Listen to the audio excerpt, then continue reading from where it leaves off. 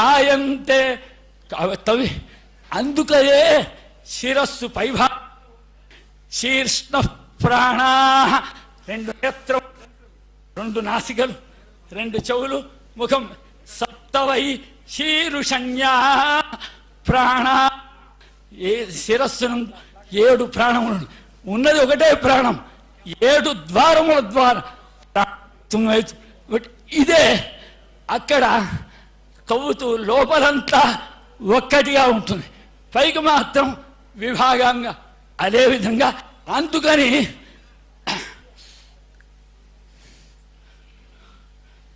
తస్మాత్ అంతరత ప్రాణా న సంభినత్తి